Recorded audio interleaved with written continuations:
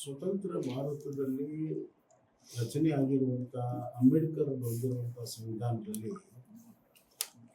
ನಾಗರಿಕ ಹಕ್ಕುಗಳಂತಿದೆ, ವ್ಯಕ್ತಿಯ ಹಕ್ಕುಗಳಿದೆ ಮತ್ತು fundamental rights, civil rights, personal rights ಮತ್ತು ಫಂಡಮೆಂಟಲ್ ರೈಟ್ಸ್ ಇದೆ.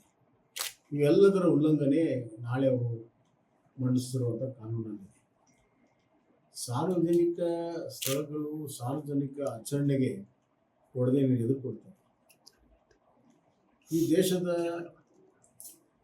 ಒಂದು ಭವ್ಯ ಪರಂಪರೆ ಇದೆ, ಸಂಸ್ಕೃತಿ ಇದೆ ಮತ್ತು ಹಲವಾರು ಆಚರಣೆಗಳಿದ್ದಾವೆ. ವರ್ಷ ಇಡೀ ಆಚರಣೆಗಳಿದ್ದಾವೆ.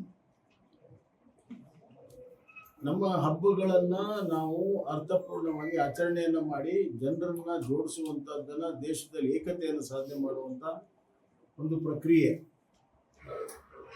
ಅಂಥ ಪ್ರಕ್ರಿಯೆಗೆ ಅಡಚಣೆ ಉಂಟು ಮಾಡುವಂಥ ಕಾನೂನುಗಳು ಸಂವಿಧಾತ್ಮಕ ವಿರೋಧಿಗಳು ಇರೋದರಿಂದ ಯಾವುದೇ ನ್ಯಾಯಾಲಯದಲ್ಲಿ ಗೆಲ್ಲೋದಿಲ್ಲ. ಇಂಥ ಹಲವಾರು ಕಾನೂನುಗಳು ಹಿಂದೆ ಮಾಡುವಂಥ ಪ್ರಯತ್ನಗಳು ಮತ್ತು ಸಂಘ ಸಂಸ್ಥೆಗಳನ್ನು ನಿಷೇಧ ಮಾಡುವಂಥ ಪ್ರಯತ್ನಗಳು ಸುಪ್ರೀಂ ಕೋರ್ಟು ಹಲವಾರು ಜಡ್ಜ್ಮೆಂಟ್ಗಳಲ್ಲಿ ತೆಗೆದುಹಾಕಿದೆ. ಆ ಎಲ್ಲ ಹಿನ್ನೆಲೆಯಲ್ಲಿ ಇದರ ಹಣೆ ಬರವು ಕೂಡ ಕಾನೂನಿನ ಒಂದು ಹೋರಾಟದಲ್ಲಿ ಅದು ನಿಲ್ಲೋದಿಲ್ಲ ಅನ್ನೋದು ಭಾಳ ಸ್ಪಷ್ಟ.